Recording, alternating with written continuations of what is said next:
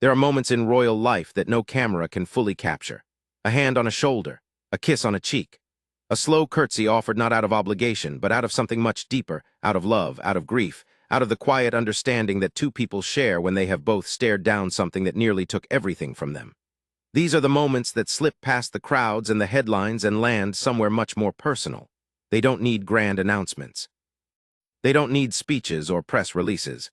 They happen in the space between one breath and the next, on the steps of a cathedral on a gray September morning, while a hearse waits and the world watches without quite knowing what it is seeing. On September 16, 2025, Princess Catherine, the Princess of Wales, stood outside Westminster Cathedral in the heart of London. She was dressed in black, a long coat dress and a matching hat with a fine netted veil, composed, dignified, and quiet in the way that she has always been quiet in the most serious moments of her public life. Beside her stood her husband, Prince William. Around them, the extended royal family had gathered on the stone steps to say goodbye to Catherine, the Duchess of Kent, who had passed away at the age of 92. It had been a life fully lived, a life of music and compassion and deep personal faith, and now her coffin was being moved from the cathedral to a hearse that would carry her to the royal burial ground at Frogmore in Windsor. Reality T. But in that moment on those steps, something happened that stopped people. Something small, something human, something that cut right through the formality of the occasion and reminded everyone watching that behind the titles and the traditions, there are real people carrying real weight. King Charles, 76 years old and still in the middle of his own long and difficult battle with cancer, was preparing to leave. His car was waiting. The service was over. There were no more words to say, and then Catherine stepped forward. She offered a kiss on both cheeks, followed by a deep curtsy. Royal editor Rebecca English captured it plainly. The Princess of Wales kisses and curtsies to the king as they depart Westminster Cathedral. Royal Insider. She placed her hands on his shoulders as she rose from the curtsy, as if she couldn't quite bring herself to let go entirely. It lasted only a few seconds, but it was seen by everyone. To understand why that moment carried so much weight, it helps to understand the relationship that has grown between King Charles and his daughter-in-law over the past several years, and especially over the course of 2024, which was a year that tested both of them in ways that neither of them had expected. Catherine had been absent from public life for months. She had undergone abdominal surgery at the London clinic in January 2024, and what began as a planned operation turned into something far more serious. In March of that year, she sat down in front of a camera at her home and told the world, quietly and directly, that she had been diagnosed with cancer and that she had begun chemotherapy. The announcement landed like a stone dropped into still water. Ripples of shock, then concern, then an enormous wave of public affection for a woman who had always seemed so composed, so measured, so in control. And underneath the public response, within the walls of the royal household, there was a recognition that the family was facing something unprecedented. The future queen and the reigning king were both battling cancer at the same time. King Charles had received his own cancer diagnosis just weeks earlier. The Princess of Wales's abdominal surgery and cancer diagnosis, his own cancer diagnosis, and a constant unraveling of Prince Andrew's involvement with Jeffrey Epstein had created a new annus horribilis for the king and the British royal family. The small silver lining to 2024 seemed to be a strengthened relationship between the king and Princess Kate, who shared the terrible experiences of cancer diagnoses, treatment, and the chaotic media attention that surrounded those events. Marie Claire. The king, who visited Princess Kate in the hospital during her initial surgery, described Princess Kate as his beloved daughter-in-law when the Princess of Wales made her own emotional cancer announcement. Marie Claire. Royal biographer Sally Bedell Smith put it plainly. She told people that King Charles has always had a very good bond with Kate, and that it was not presumptuous to say she was like the daughter he never had, that he and William shared an impulse to protect her, that they were, in a sense, in it together. But 2024 changed the nature of that bond. It was no longer just the bond of a father-in-law and daughter-in-law navigating royal duties together. It had become something more equal, more intimate. A royal source described them as two patients going through a common health experience, noting they were bound to have a close connection, and that there was likely comfort for Kate in seeing Charles carry his own diagnosis with the same quiet determination he always had. There were private conversations, private visits. By the time both of them had moved through the worst of their treatment and had begun, carefully and slowly, to return to public life, the bond between them had been shaped by something that most people never have to share. They had both been, at the same time, frightened and uncertain and unwilling to let that fear become the defining story of who they were. Catherine revealed in January 2025 that she was in remission, describing the announcement as a relief and thanking medical staff involved in her care. Since then, she had slowly resumed official engagements, with Kensington Palace emphasizing a cautious and phased return to public life. GB News. The announcement was a quiet one, offered with characteristic understatement, but the emotion underneath it was unmistakable. It was not triumphant. It was honest. It sounded like someone who had been through something very hard and had come out the other side still standing, but with a new understanding of what standing actually costs. In a World Cancer Day message in February 2026, she spoke about the emotional impact of illness, describing how a cancer journey can involve moments of fear and exhaustion, as well as periods of strength and recovery. She spoke in a way that suggested she was still processing what had happened to her, still learning what the experience had changed about how she saw herself and the world. GB News. King Charles, meanwhile, was continuing his own treatment. Buckingham Palace confirmed in late 2025 that his medical team had responded positively, allowing his schedule of care to move into what they described as a precautionary phase, with reduced frequency from 2026. He had returned to public duties with the same steady determination that had always characterized his approach to his role, appearing at official engagements, hosting state visitors, attending royal occasions with Queen Camilla by his side. GB News.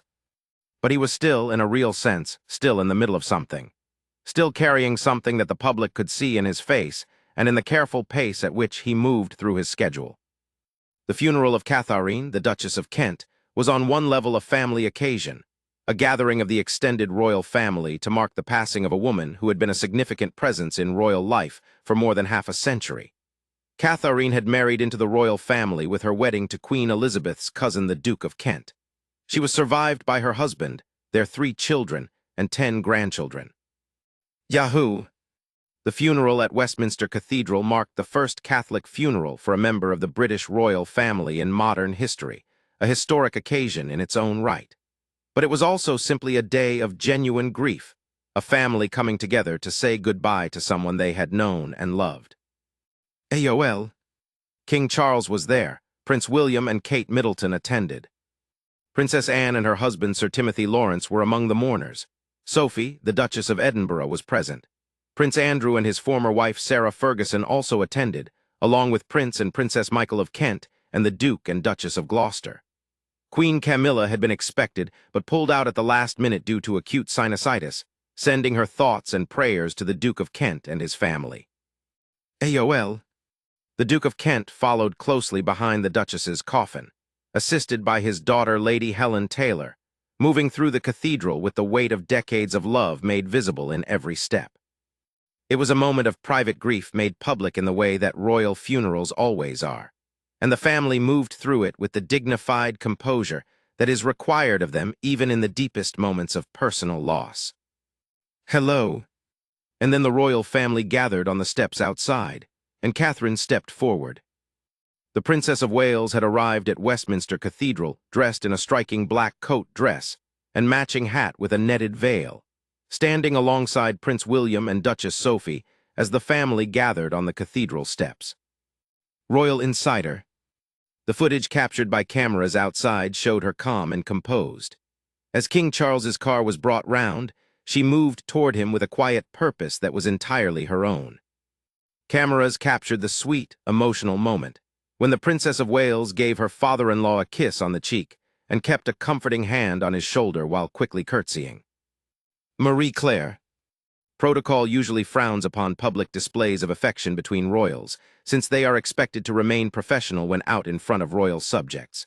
However, Charles and Kate have always shared a close bond, and on that September morning, what mattered far more than protocol was the simple human act of one person saying to another, "I see you." I know what you are carrying. I am glad you are still here. AOL.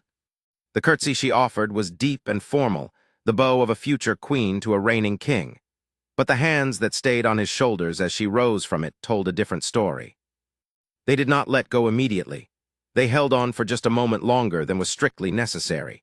And in that moment, something true passed between two people who had earned the right to stand on those steps the hard way. In the weeks and months that followed, royal commentators reflected on the visible closeness between Catherine and King Charles. The shared experience of illness had done something to them both that no amount of royal training or institutional guidance could have produced. It had made them human to each other in a new way. It had stripped away formality and replaced it with something quieter and stronger. When Catherine returned to royal duties in 2025, she did so carefully and on her own terms. Kensington Palace was consistent in saying that she would attend engagements when she felt well enough, and not before. Her public appearances were marked by the same warmth and poise she had always carried, but there was something different underneath them now, a quality that is hard to name precisely, but that people who have been through serious illness often recognize in each other. A certain stillness, a certain awareness of what matters and what does not. Her first extended official foreign tour in nearly 3.5 years, a 2-day visit to Reggio Emilia in Italy, was described as a major milestone for the future queen, a sign of how far she had come from the darkest months of 2024. She arrived at engagements with the kind of presence that comes not from training alone, but from having gone somewhere difficult and found your way back. Hello. She and King Charles continued to appear at official engagements together through 2025 and into 2026. In June 2026, Kensington Palace confirmed that Catherine would attend a reception at St. James's Palace alongside the King and Queen Camilla, marking the 125th anniversary of Cancer Research UK, an occasion that carried particular personal resonance for both of them. They stood together in a room full of researchers and clinicians who had dedicated their lives to understanding the disease that had taken so much from both of them. And they were there not as patients but as patrons, as people using their position to shine a light on work that matters. GB knows. But it is the moment on the cathedral steps that stays with people, not the official reception or the formal engagement. The moment that stays is the one that wasn't planned, the one that emerged from something real, the one that two people who have been through something very hard offered to each other in the space between a requiem mass and a waiting car. A kiss on both cheeks, a deep curtsy, hands that didn't quite let go. It is not the kind of moment that makes headlines in the traditional sense. It doesn't come with a dramatic announcement or a shocking revelation. It is simply a moment that tells the truth about what has happened between two people who have spent the last 2 years navigating something that could easily have broken either of them. King Charles looked on as Catherine stepped back. He was 76 years old, still in treatment, still carrying the weight of the crown and everything that comes with it. She was 43 years old, in remission but still recovering, still finding the shape of the new normal that illness always leaves behind. They were a king and a future queen standing on the steps of a cathedral in London on an ordinary Tuesday in September. And for just a moment, none of that mattered. What mattered was that they were both still there. Some goodbyes are just goodbyes, and some goodbyes carry everything that two people have been through together, every frightened night, every difficult morning, every quiet conversation that nobody else will ever hear. The goodbye on those steps was that kind, the kind that you feel in your chest long after the moment is over. And sometimes, that is the most royal thing of all.